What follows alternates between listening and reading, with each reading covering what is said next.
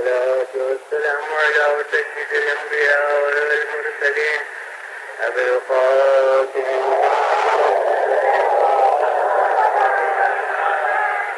خاتم النبيين وآله الطيبين الطاهرين المعصومين من يومنا هذا إلى يوم الدين. أما بعد فقد قال الله سبحانه في كتابه المبين وهو أصدق الصادقين: جعلناك على شريعة من الأمر فاتبعها. صلوات.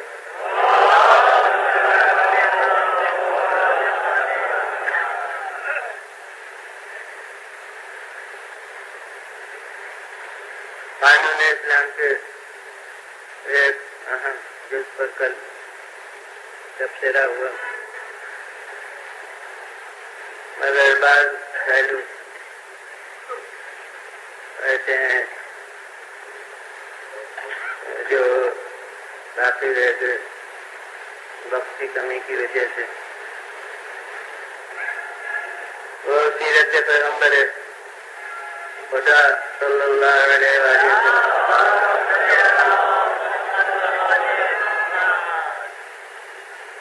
ایک اہم پہلو ہے، اور میں نے کہا کہ اس شعبے میں آ کر جہاں سے آواز اعتراض اٹھی ہے وہ براہ راست اس کا نشانہ قانون اسلام نہیں تھا، بلکہ اب سے اصل مقصود سیرت حضرت رسول کو اپنے نقطۂ نظر سے داغدار بنانا تھا. تو اب اس سلسلے میں ظاہر ہے کہ میں ہر قدم پر احساس تنگی وقت کا کر رہا ہوں. جب سے صرف 2 دن رہ گئے ہیں اور انہیں میں بلکہ حد تک کے اس موضوع کے متعلق یعنی اصل موضوع شریعت اسلام اس کے متعلق سے کچھ عرض کر سکنا ہے وہ عرض ہو سکتا ہے. تو اس بنا پر بڑے سلسلے میں ایک مختصر جواب جو میں نے غیر کو دیا اور وہ مطمئن ہو گیا. لکھنؤ یونیورسٹی میں 27 برس میں وہاں رہا، اس کے بعد آیا مسلم یونیورسٹی علی گڑھ. تو اس 27 برس میں بہت دفعہ اتفاق ہوا امتحانات کی نگرانی کا. تو اب جن حضرات کو یہ تعلقہ ہوا وہ جانتے ہیں کہ وہ 3 گھنٹے گزارنا بہت ہی مشکل ہوتے ہیں، جس میں یہ نگرانی کرنا ہوتی ہے. انہیں کوئی اور کام اس میں کر ہی نہیں سکتے سوا یوں بے ضابطہ طور پر کوئی کرے یا آرام بھی کر لے اور سو بھی جائے، لیکن یہ کہ قانوناً روا نہیں ہے نظام ہے یونیورسٹی کے لحاظ سے کہ اس دوران میں کوئی سوا نگرانی کے اور کام ہو. تو وہاں ساتھ ہوتا تھا مختلف شعبوں کے اساتذہ کا. تو ہمارے یہاں لکھنؤ یونیورسٹی میں جب وہ قائم ہوئی ایک شعبہ مشرقیات رہا، اور شعبہ مشرقیات میں ایک شعبہ عربی اور فارسی کا اور ایک شعبہ سنسکرت کا. تو عربی اور فارسی کے شعبے میں مولوی آتے تھے اور سنسکرت کے شعبے میں پنڈت حضرات. تو اب ایک دفعہ نگرانی میں ایک پنڈت صاحب کا ساتھ ہوا. 2 آدمی عموماً ہوتے ہیں نگراں، تو اب وہ ان سے ملاقات تو ہوتی رہتی تھی، ساتھ سلامت ہوتی تھی، لیکن اطمینانی کبھی ایسی ملاقات کے 3 گھنٹے گزارنا یہ اس دن کے پہلے نہیں ہوئی تھی. تو اس ذہن میں انہوں نے پنڈت صاحب نے کہا، اور یہ انداز سے ظاہر ہے کہ واقعی آدمی کو اطمینان حاصل کرنا ہے یا صرف بیٹھ ہی کرنا ہے تو نہیں محسوس ہوتا تھا کہ واقعی ذہن میں ان سے ایک چیز ہے اور وہ چاہتے ہیں کہ اس کو صاف کریں، تو انہوں نے یہی چیز پیش کی کہ حظ نفس پورا کرنے میں عام افراد کو تو قانون میں کم حق دیا گیا، یعنی زیادہ سے زیادہ 4، یعنی اب یہاں اصل تعدد ازواج مرکز اعتراض نہیں، مگر اس کی حد بندی عوام کے لیے گویا یعنی افراد امت کے لیے 4 تک کی رکھی گئی، اور پیغمبر اسلام صلی اللہ علیہ وسلم نے اپنا حصہ اس میں زیادہ رکھا، تو یہ تفریقہ بلندی ہے معیار بلندی کے خلاف محسوس ہوتا ہے،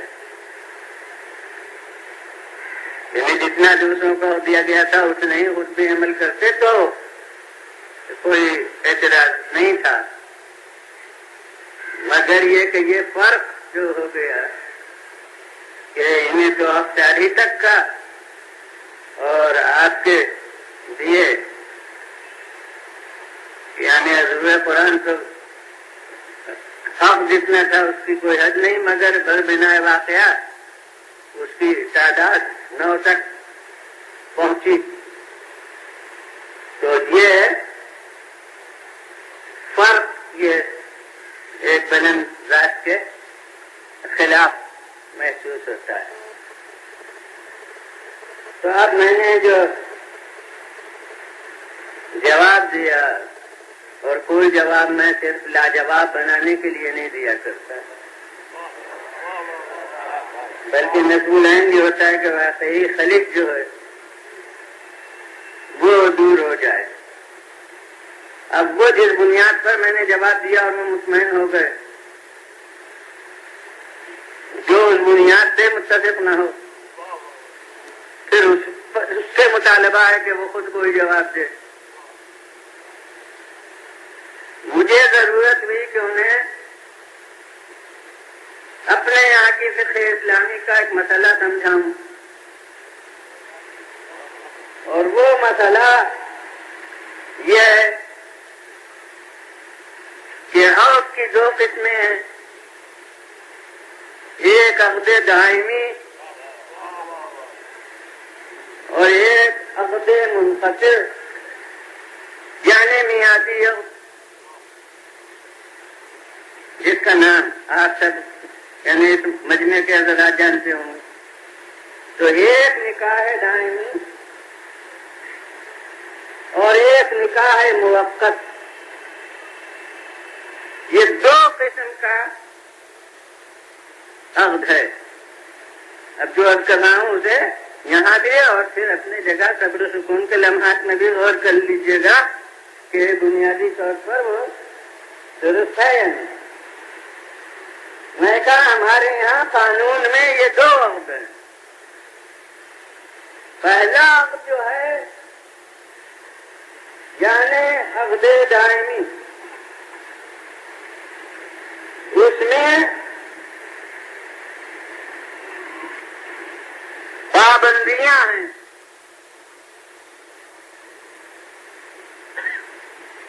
اس میں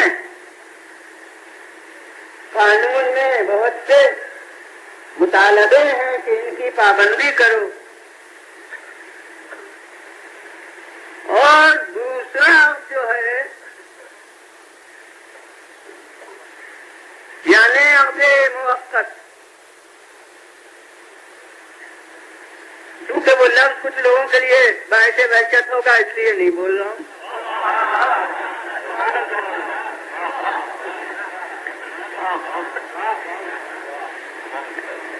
دوسرا عقد جو ہے بتعین میعاد، اس میں وہ پابندیاں نہیں ہیں،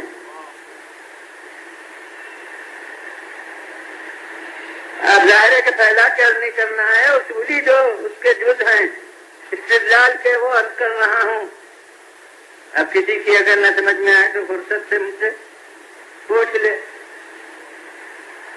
لیکن ایک ہے وہ عرض اور ایک ہے یہ، دو قسمیں ہیں ہمارے نزدیک قانون اسلام میں عرض کی. اور پہلے عرض میں پابندیاں ہیں، دوسرے عرض میں وہ پابندیاں نہیں ہیں، اور تعداد جو ہمارے لیے مقرر کی گئی ہے وہ پہلے عقد میں. دوسری قسم کے عقد میں کوئی پابندی تعداد کی مقرر نہیں کی گئی ہے، بقدر مطالبہ یا بقدر ضرورت. جو دانش مند ہوگا وہ تو بلا ضرورت پانی بھی نہ پیے گا.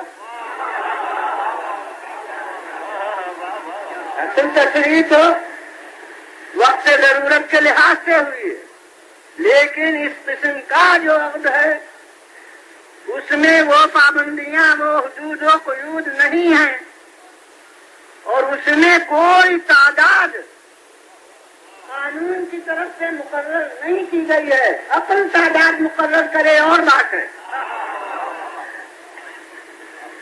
لیکن قانون کی طرف سے اس میں کوئی قید نہیں ہے. تو یہ غلط ہے کہ حظ نفس میں اپنا درجہ زیادہ رکھا. حظ نفس میں تو ہمیں لامحدود حق دیا اور پابندیوں میں اپنا حصہ زیادہ رکھا.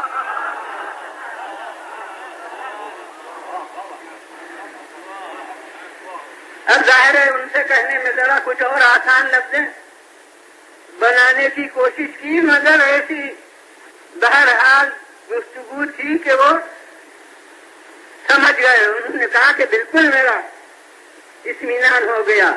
اگر یہ بات ہے تو بالکل صحیح ہے کہ حظ نفس میں حق عوام کو دیا گیا ہے زیادہ، اور پابندیوں میں درجہ اپنا زیادہ رکھا گیا ہے.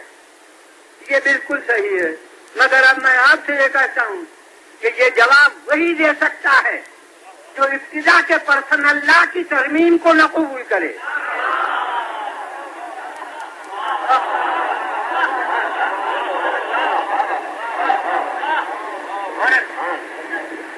ورنہ جو اس ترمیم کو جو شروع میں ہو گئی ہے، یعنی ایک قسم ہی منسوخ ہو گئی پوری، اور وہ ہمارا گویا جرم بن گئی، اور بس ایک قسم رہ گئی، تو اس کی بنا پر میرے نزدیک معقولیت کی دنیا میں کوئی جواب نہیں ہے.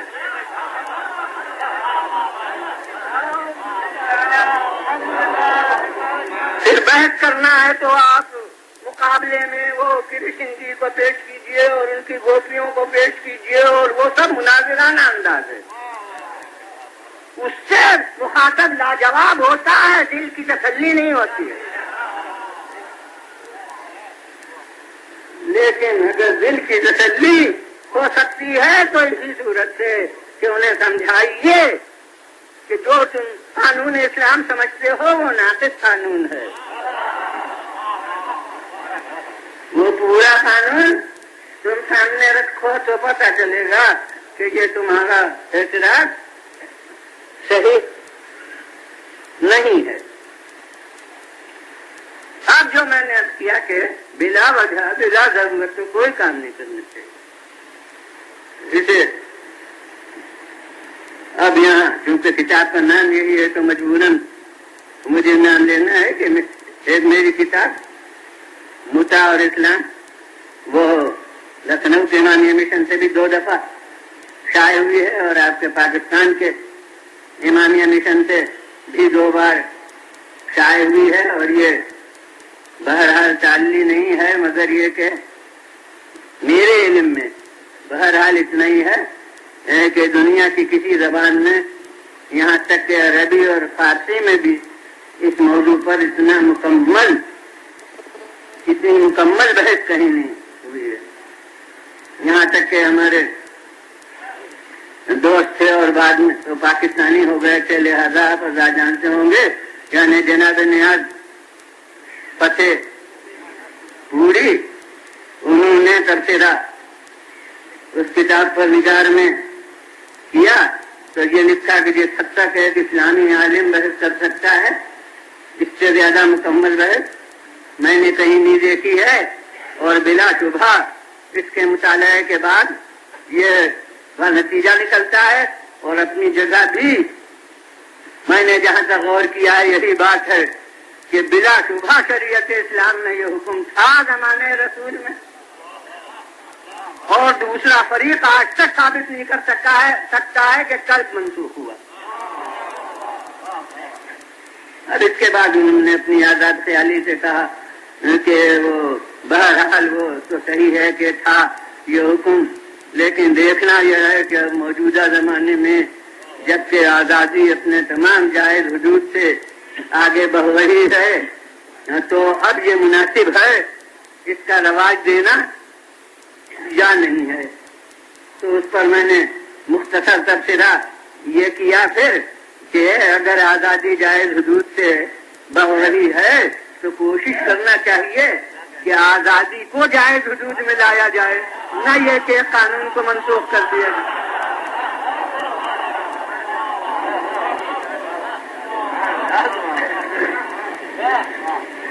اور یہ تو دنیا کی ستم ظریفی ہے، یہ تعدد ازواج پر جو اعتراض ہے اس میں بھی، اور اس میں بھی جو ہے اعتراض کیا جاتا ہے، اور اعتراض ہی نہیں کیا وہاں سے اقدام بھی کر دیا گیا کہ اس جز کی خط تنقید پھیر دیا گیا۔ تو میں اس دنیا سے جو معترض ہے اس کو اس کے نقطۂ نظر اس کی ذہنیت کو پیش کر کے اور آپ سے فیصلہ چاہتا ہوں کہ ناجائز تعلقات کتنی ہی تعداد میں ہو کوئی اعتراض نہیں، اور کسی قانون میں جرم نہیں۔ وہ جب جبر کی منزل ہو تب جرم بنتا ہے، ورنہ بچراجی طرفین ناجائز تعلقات ہیں تو آج کل کے متمدن دنیا کا کوئی قانون اسے جرم نہیں سمجھتا، اور باضابطہ تعدد ازواج ہو تو اسے غیر قانونی قرار دے دیں۔ بے تحاشا بے دھوک وقتی طور سے طرح طرح خواہشات نفس کی تکمیل ہو تو وہ جرم نہ ہو، اور ایک ضابطے کے تحت میں اگر ہو تو کہیے اس میں اور ناجائز تعلقات میں کیا فرق ہے، تو شاید ایک دن کہہ چکا ہوں، اور پھر اب یہاں زیادہ وہ مرتبط ہے کہ دائمی تعلقات بھی تو کبھی ناجائز ہوتے ہیں، یا الٹ کے کہیے کہ ناجائز تعلقات بھی تو کبھی دائمی رہتے ہیں۔ تو جو فرق ناجائز تعلقات اور نکاح میں ہے وہی فرق عارضی ناجائز تعلقات اور اس عقد منقطع میں ہے۔ تو دائمی اور عارضی ہونے سے جواز عدم جواز نہیں پیدا ہوتا، باضابطہ اور بے ضابطہ ہونے سے پیدا ہوتا ہے۔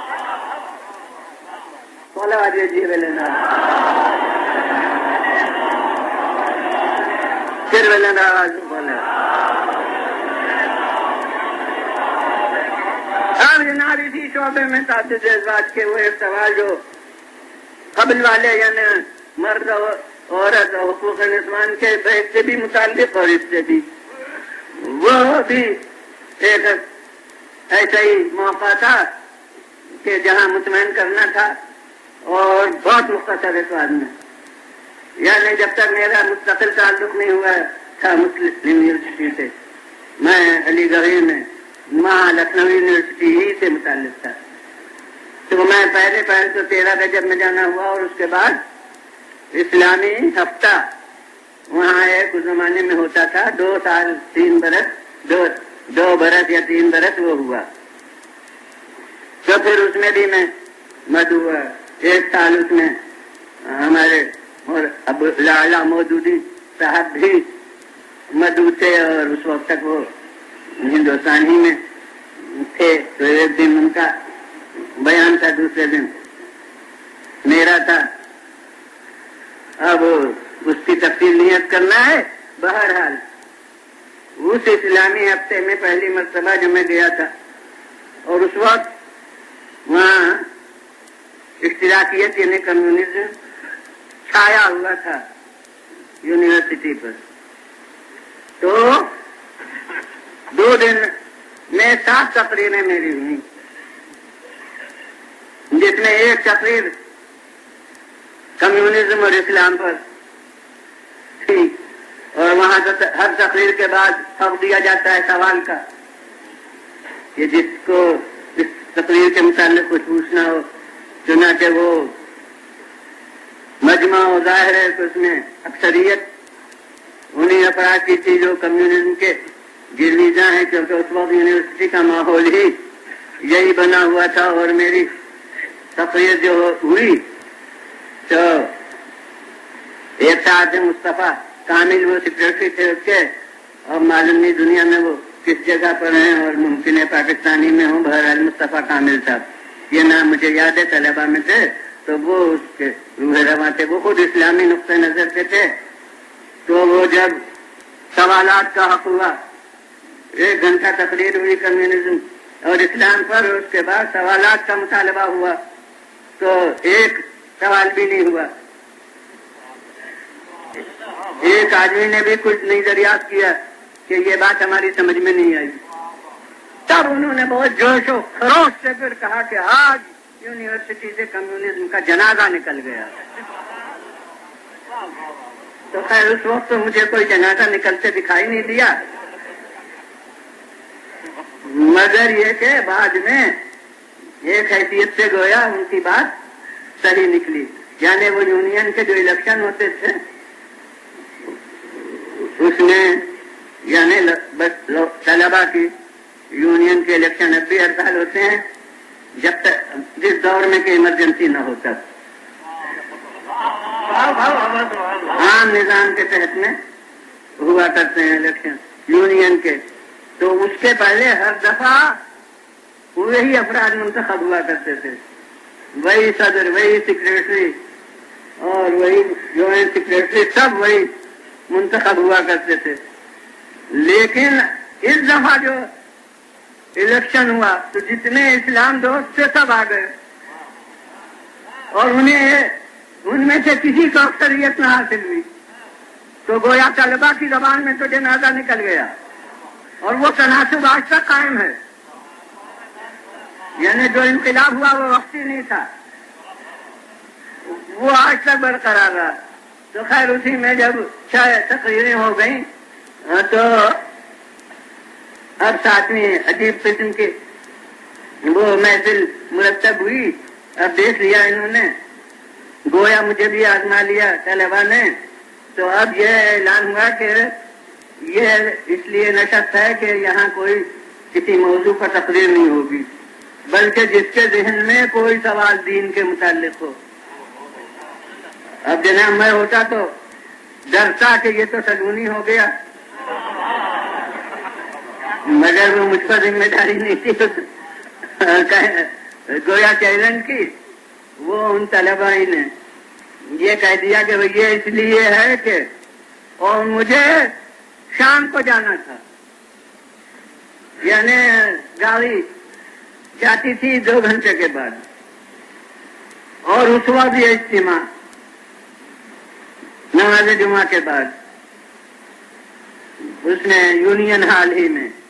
تو وہ جو وزارت یونیورسٹی علی گڑھ سے تعلق رکھتے ہیں وہ یونین ہال کی ساخت انہیں معلوم ہوگی کہ وہاں نیچے گیلریاں ہیں نشست کی، اور ایک ڈیس ہے، اور اس ڈیس کے اوپر بھی جگہ ہے کہ ضرورت ہو تو شرکا کچھ وہاں بھی بیٹھے. تو وہ نیچے اور اوپر وہ تمام پر ہو گیا. اب ظاہر ہے کہ سوچ سوچ کے لوگ سوالات لائے، کیونکہ اعلان ہو چکا تھا کہ اسی مقصد سے یہ اجتماع ہے، اور وہ کسی ایک شعبے سے متعلق بھی نہیں. تقریر کے بعد جو مطالبہ ہوتا تھا وہ تو اسی تقریر سے متعلق جو سوال ہوں، اور یہ تو جس کے ذہن میں جو آئے تو وہ جناب سوال داد. اور میں نے یہ طے کر کے جواب دینا شروع کیے کہ کوئی سوال کسی کا جواب 2-4 منٹ سے زیادہ نہ ہو، کیونکہ میری گاڑی چھوٹنے والی ہے۔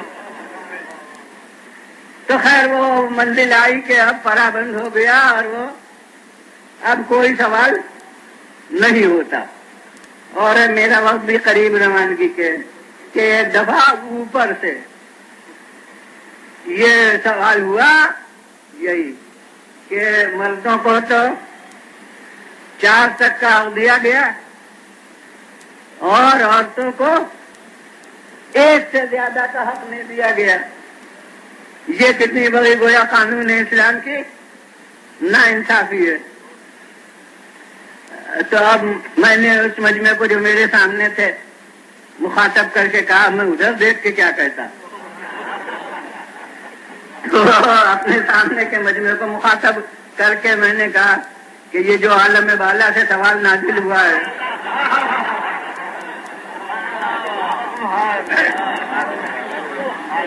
تو اس کے بارے میں مجھے بس یہ کہنا ہے کہ اسلام میں یہ شادی یا رشتہ ازدواج صرف حظ نفس کی تکمیل کا ذریعہ نہیں ہے، بلکہ مفاد بقائے نسل انسانی کی خاطر ہے، اور مرد کئی شادیاں کرے تو اس مفاد کو مدد پہنچتی ہے، لیکن عورت جتنی چاہے شادیاں کرے اس مفاد کو کوئی تقویت حاصل نہیں ہوتی۔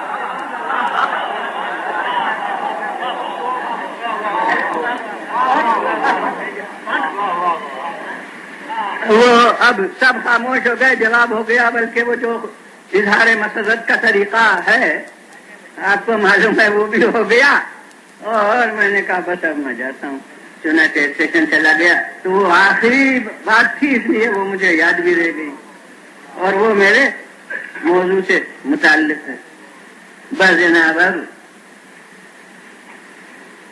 زیادہ آج تمہید میں طول نہیں دوں گا، کیونکہ تاریخ کے تقاضے سے جو حل بیان کرنا ہے اس میں زیادہ اختصار سے کام نہیں لینا ہے۔ تو میں کہتا ہوں کہ ہماری تاریخ بھی نمایاں کر رہی ہے کہ شادی کن کن مقاصد سے ہوا کرتی ہے اسلام میں۔ صرف حظ نفس کی تکمیل کا ذریعہ نہیں ہوتی، بلکہ بہت سے اس میں بلند مقاصد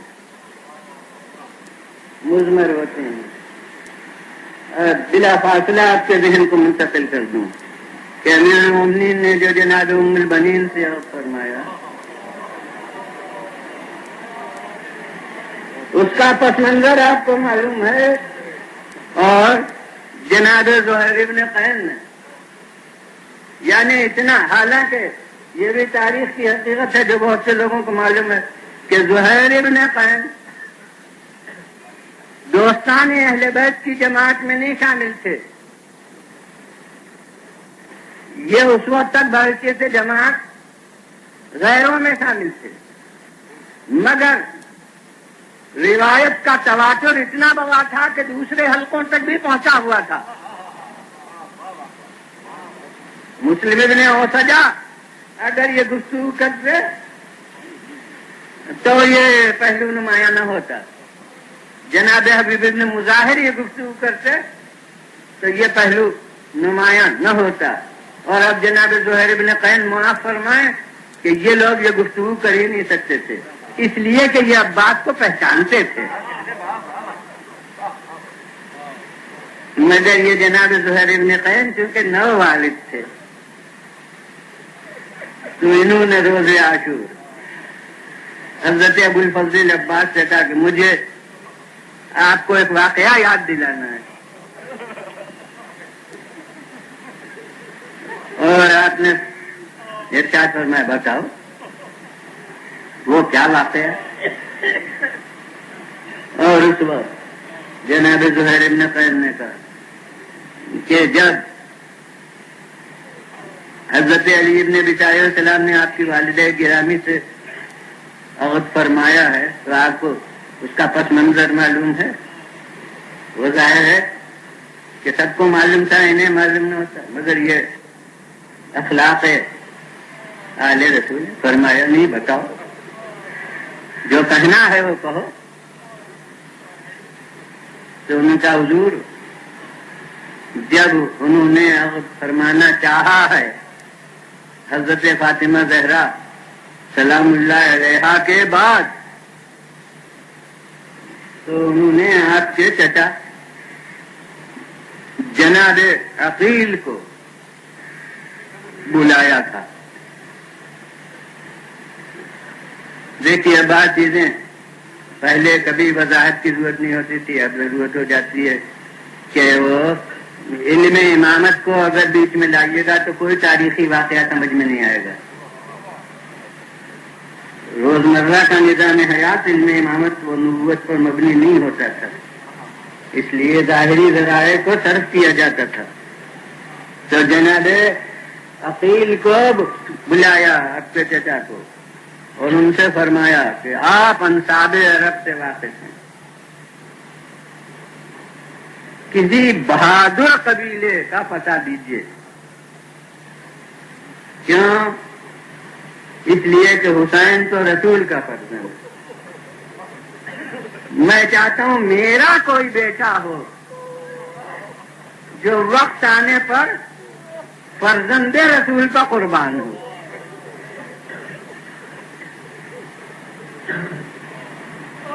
یہ امیر المومنین نے فرمایا. تو جناب عقیل نے آپ کے ننیال کا پتہ دیا اور کہا کہ وہ قبیلہ بہت بڑے بہادر اس میں پیدا ہوئے ہیں، اور وہاں انہوں نے بتایا کہ ایک لڑکی ہے اور وہ لڑکی زیادہ موزوں ہے، آپ اس سے اور فرمائیے. تو ان کے مشورے سے اس مقصد سے آپ کی والدہ گرامی کے ساتھ امیر المومنین نے اور فرمایا بس یہ تو بربنا اخلاق واقعہ پورا ان کی زبان سے سن لیا. جو ان کے گھر کی بات تھی لہذا کتنی دفعہ انہوں نے سنا ہو، بلکہ خود ماں نے بیان کیا ہو. یہ تو اخلاق سے کہ سن لیا، مگر جب سن لیا تو پھر تاب نہ رہی. اور آپ کو معلوم ہے سنتے رہے ہیں کہ رکابوں پر زور دے کے ایک انگوائی لی شیرانہ اور یہ کہا کہ اتشجعونی یا زہیر، اے زہیر تم مجھے شجاعت دلاتے ہو.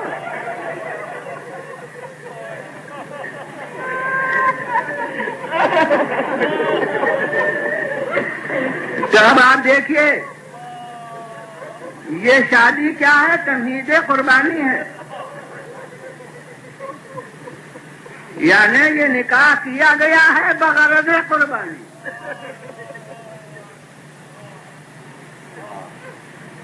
علی چاہتے ہیں کہ میری شرکت واقعہ کربلا میں ہو، اور وہ ہمیں کو نہیں سکھایا گیا کہ تم تمنا کرو کہ یا لیتنا کننا معکم، کاش ہم آپ کے ساتھ ہوتے اور اس عظیم کامیابی کو حاصل کرتے. اسی کو میں اکثر ان لوگوں کے جواب میں کہتا ہوں جو ہمارے گریے پر معترض ہیں. طرح طرح کے رخوں سے طرح طرح سے ہمارے گریے پر اعتراض ہوتا ہے. تو یہ بھی کہا جاتا ہے کہ گریا جو ہے وہ بزدلی ہے، یہ عورتوں کا کام ہے رونا، بہادروں کا کام رونا تھوڑے. میں چاہتا ہوں کہ ذرا سمجھ کے بات کیجیے. کسی خطرے پر میں ہو کر رونا بزدلی ہے، اور کسی اہم معرکے میں شرکت نہ کرنے پر رونا یہ بزدلی نہیں ہے. ہم زیر رایت ابو الفضل عباس ہوتے تو روتے نہ ہوتے. کربلا میں کیا حبیب بن مظاہر روتے ہوئے گئے؟ کیا مسلم ابن اوسجا روتے ہوئے گئے؟ کیا زہیر ابن قیم روتے ہوئے گئے؟ اصحاب میں سے کون تھا جو روتا ہوا دنیا سے گیا ہو؟ ارے قاسم بھی اس وقت تک روئے جب تک اجازت نہیں ملی.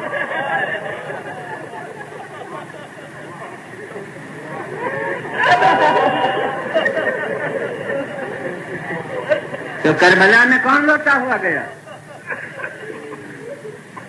ہاں وہ ظاہر ہے کہ مصائب وہ پڑھنا نہیں ہے، جو پڑھنا ہے تو آپ کو معلوم ہی ہے. مگر میں عرض کرتا ہوں کہ قاسم نہیں روتے ہوئے گئے، عباس روتے ہوئے نہیں گئے، علی اکبر روتے ہوئے نہیں گئے، مگر زین العابدین عمر بھر روئے.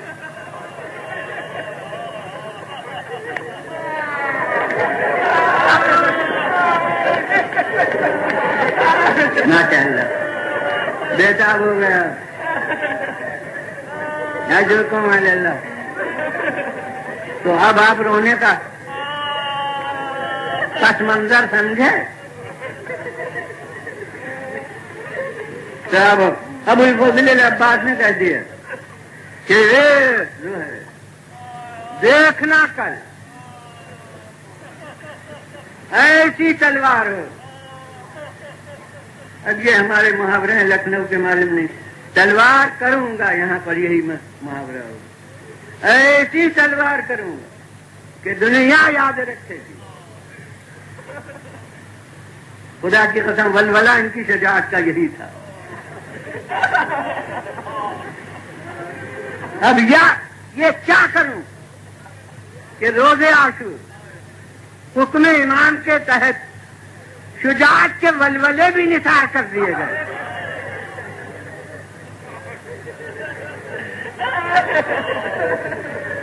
اور اسی لیے میں عام تصور کے خلاف کہتا ہوں کہ وفائے عباس وہ نہیں ہے جو میدان جنگ میں ہوئی. وفائے عباس وہ تھی جو میدان میں جانے سے پہلے دکھائی. عباس کے دل میں دل ڈال کے دیکھیے کہ اصحاب چلے جائیں اور عباس رہ جائیں. اور عباس کی زبان میں عرض کروں کہ بچپن کا ساتھی حبیب اس بڑھاپے میں جان قربان کر دے، اور عباس جو اپنے کو غلام کہتا ہے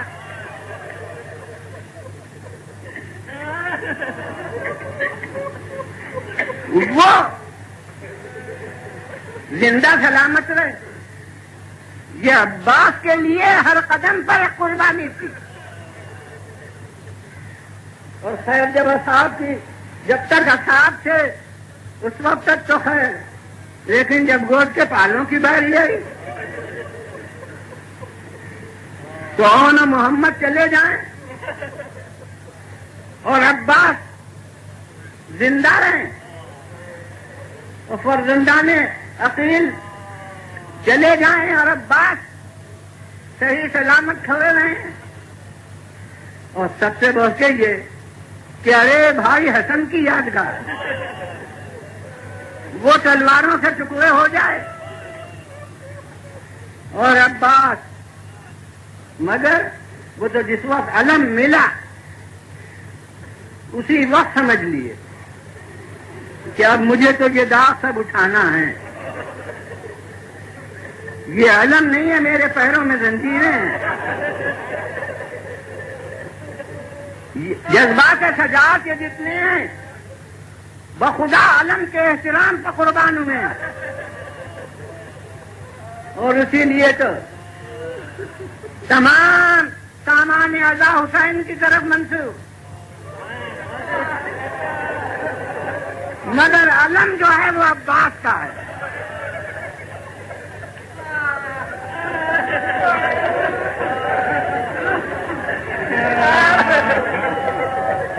اور مصائب میں تمہید کوئی کہنا اصول داخلی کے خلاف، مگر میں رسمی اصول کا پابند نہیں ہوں. میں کہتا ہوں یاد رکھیے کہ ہمیں مثالیں معلوم ہے کہ صفت اور موصوف میں تعلق ایسا ہوتا ہے کہ ایک سے ذہن دوسرے کی طرف منتقل ہو. نوشیروان کی لفظ کہی جائے تو ذہن میں عدالت آئے گی، خاتم کی لفظ کہی جائے تو ذہن میں سخاوت آئے گی، مگر میں جو فرق ہے وہ آپ کے سامنے عرض کروں، ذہن منتقل کروں کہ خاتم کا نام سن کر سخاوت ذہن میں آئے گی، لیکن سخی کی لفظ سے حاتم سمجھ میں نہیں آئے گا۔ نوشیروان کی لفظ سے عدالت سمجھ میں آئے گی، مگر عادل کی لفظ سن کے نوشیروان ذہن میں آئی یہ نہیں ہے، یعنی موصوف میں صفت نمایاں ہوئی ہے، صفت میں موصوف کا جلوہ نہیں آیا ہے، لیکن یہ شخصیتیں وہ ہیں کہ یہاں صفتیں کہیے، موصوف کا نام لینے کی ضرورت نہیں۔ یہ شروع رسول اللہ کے وقت سے امین کہا رسول سمجھ میں آئے، صادق کہا رسول سمجھ میں آئے، وہ مشرکین عرب کو نام لینے کی ضرورت نہ تھی، صفتیں تھیں جو موصوف کی طرف ذہن منتقل کر رہی تھیں۔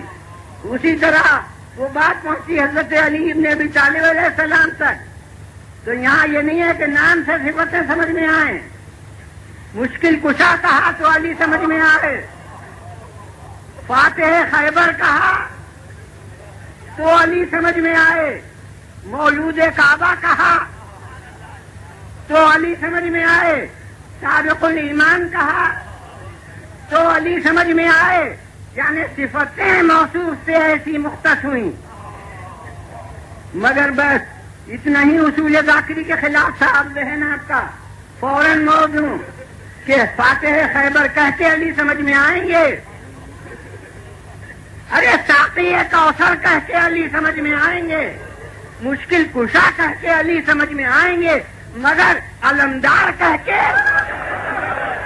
علی سمجھ میں نہیں آئیں گے، عباس سمجھ میں آئیں گے۔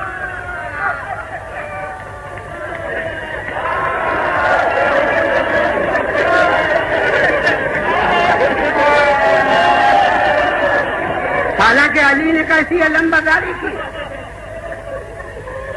خیبر کا علم ہر میدان جنگ میں، اہم میدان میں علم ان کے ہاتھ میں، اور اتنا ہی نہیں، متفق علیہ حدیث رسول کہ دنیا ہی میں علمدار نہیں، آخرت میں بھی یہ علمدار۔ رسول نے فرما دیا کہ انت حامل اللوائی فی الدنیا والآخرہ، تم میرے علمدار ہو دنیا میں بھی اور آخرت میں بھی، اتنی بے نظیر علمداری۔ اور جناب جعفر طیار ان کی علمداری وہ بھی اسی شان کی ہے، دانا ہاتھ کٹ گیا عالم کو گرنے نہیں دیا، بایاں ہاتھ کٹ گیا عالم کو گرنے نہیں دیا، انہوں نے بھی آخر دم تک علم کو سنبھالا، ان کی علمداری بھی بے نظیر۔ مگر کیا کروں کہ علمدار کہہ کے نہ جعفر طیار سمجھ میں آتے، نہ حیدر کرار سمجھ میں آتے، علمدار کہہ کے تو بس عباس وفا سے آ رہے۔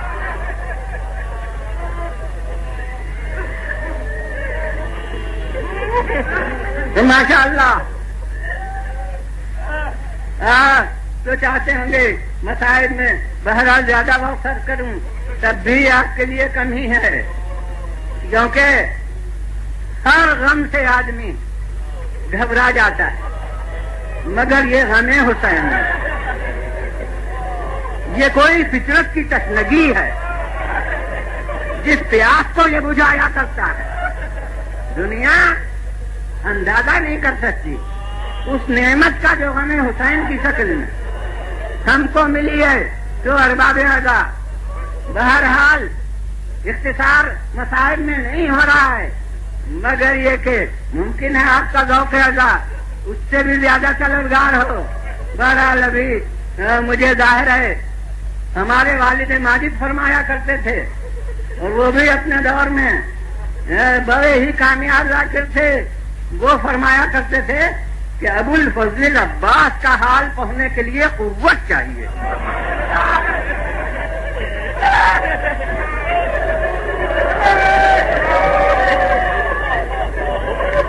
تو ظاہر ہے کہ میرا تقاضا عمر وہ نہیں ہے، میرا اندازہ وہ نہیں ہے، اس لیے جس شان سے جو حق ادا ہونا چاہیے وہ حق تو ادا نہیں ہو سکتا مگر ارباب ادا یہ جذبات علم پر قربان ہو رہے ہیں. جب تک اصحاب جا رہے تھے اس وقت تو ایک دفعہ بھی نہیں کہا کیونکہ خاندان رسالت کے ماحول میں پرورش پائی تھی. علی ایسے فتح و بلیغ کے بیٹے تھے تو بے محل ہے. ابھی کوئی عزیز نہیں جا رہا ہے. نظام یہ مقرر ہوا ہے کہ اصحاب پہلے چلے جائیں تو عباس کیوں کرتے ہیں. مگر جب عزیزوں کی باری آئی تو فرزندان مسلم جانا چاہتے ہیں. یہ کہتے ہیں مولا مجھے اجازت دیجیے اور مولا بالکل باضابطہ جواب دیتے ہیں کہ تم تو علمدار ہو. لیجیے فرزندان مسلم کے لاشیں آ گئے اور عباس علمدار ہونے کی وجہ سے کھڑے رہے اور اب کہہ رہے ہیں جب فرزندان جعفر آ رہے ہیں تو فرزندان جعفر کہتے ارے زینب کے فرزند وہ دونوں ہوں یا ایک ہو مگر جب فاطمہ زہرا حسین عباس میں فرق نہیں سمجھتی تو زینب جو بیٹی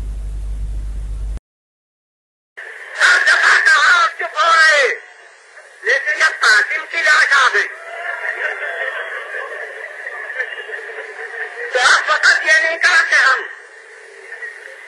اب اس کے ساتھ تمہیدی الفاظ ہیں جو پورے واردات کے قلب عباس کو نمایاں کرتے ہیں اور جلالت عباس سے دے رہا ہے. انتخاب الفاظ بہت مشکل ہے مگر کیا کروں فیصلے حقیقت مجھے یوں ہی سمجھ میں آ رہی ہے کہ مجھے تو الفاظ عباس ایسے محسوس ہوتے ہیں کہ جیسے کوئی سپاہی اپنے سردار کے سامنے آ کے ہتھیار کھولتے رکھتے جیسے ادھار عاجزی سنیے گا الفاظ عباس کہتے ہیں اے مولا اب تو جا اٹھاتے اٹھاتے عباس کا سینہ تنگی کرنے لگا.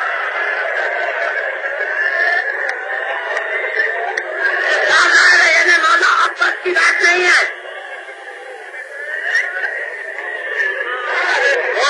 بارگاہ عباس میں اپنے اخوں کی درخواست ایسی انہیں کی بارگاہ میں پیش کروں گا.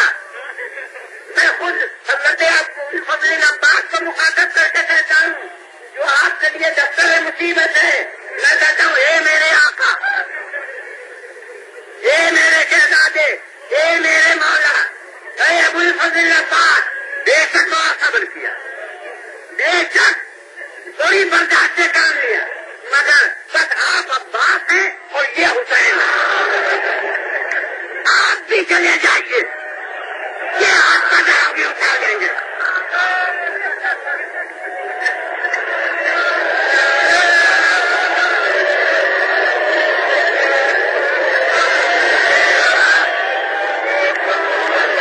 مگر اب مولا کیا فرماتے ہیں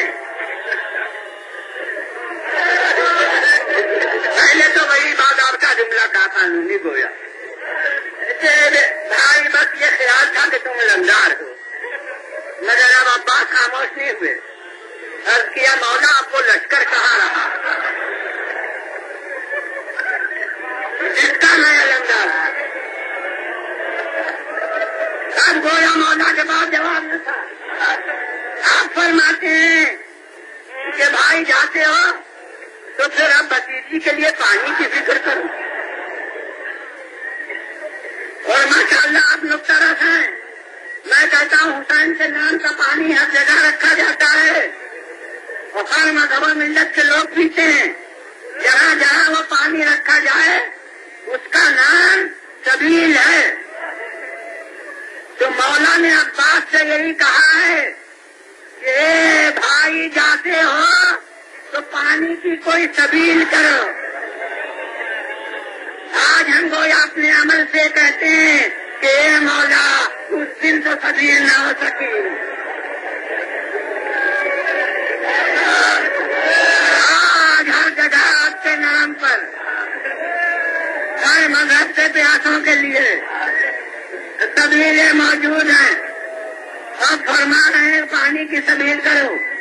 اس کے معنی ہے کہ پھر ذمہ داری سپرد کر دی اب عباس کا نصب العین لونا نہ رہا، پانی کا لانا رہا، مگر یہ تو حکم امام کو فرمان الہی سمجھتے ہیں، اس لیے سیدھے خیمے میں گئے۔ 10 اب زیادہ سول لینا میری طاقت سے باہر ہے کہ گئے اور کہا سکینہ کہاں ہے؟ دیکھیے بچی کا دل کتنا بہہ گیا،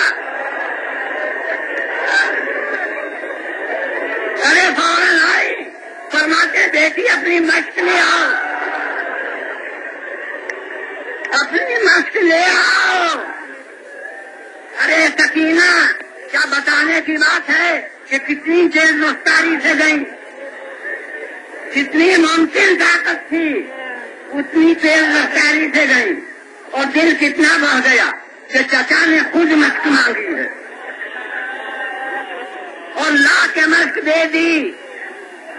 بس اب طالب الوسطی سے درمیان میں کہا ہوگا، آج اس جز کو آخر میں کرتا ہوں کہ ہمارے یہاں بحمداللہ ہر گھر میں ادا خانہ ہے، تو مجھے لکھنؤ کا حال معلوم ہے، یہاں بھی وہی رسوم ادا آئے ہیں کہ کچھ علم تو 29 دن حصے لگ جاتے ہیں جب ادا خانہ مرتب ہوتا ہے، اور ایک علم ہے جو خاص 8 ربیع الاول کو، یوں تو سب علم نسبت حضرت عباس کی طرف رکھتے ہیں، مگر یہ علم خاص حضرت عباس کا علم کہلاتا ہے، اور یہ علم ذریع کے پہلو میں استادہ کر دیا جاتا ہے۔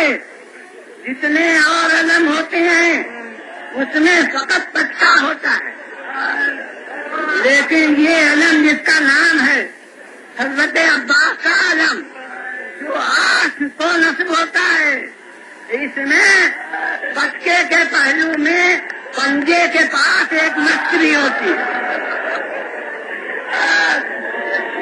اس نے میرے ذہن کو منتقل کیا ایک حقیقت کی طرف جسے تاریخ نے نہیں بتایا ہے، راویوں نے نہیں بتایا ہے، کہ یہ منظر ہمیں یہ اس واقعے کی طرف ذہن کو منتقل کرتا ہے کہ اب سکینہ نے لا کے جو مشق دی تو صاف تھا کہ دوسرا فریضہ عرض ہو گیا، لہذا یہ علم کو گوشے میں کھا کر دیتے، علم کو یہ زیادہ احتیاطی ثانیہ زہرا کے ہاتھ میں دے دیتے کہ اب علم کو سنبھالے رہیے، میں تو پانی لینے جاتا ہوں، مگر یہ تو اسے عطیہ مولا سمجھتے ہیں اور اس مشق کو بھتیجی کا عطیہ سمجھتے ہیں، لہذا نہ علم کو ہاتھ سے دیتے ہیں نہ مشق لینے سے انکار کرتے ہیں، مگر مشق کو لیتے ہیں تو اسی علم میں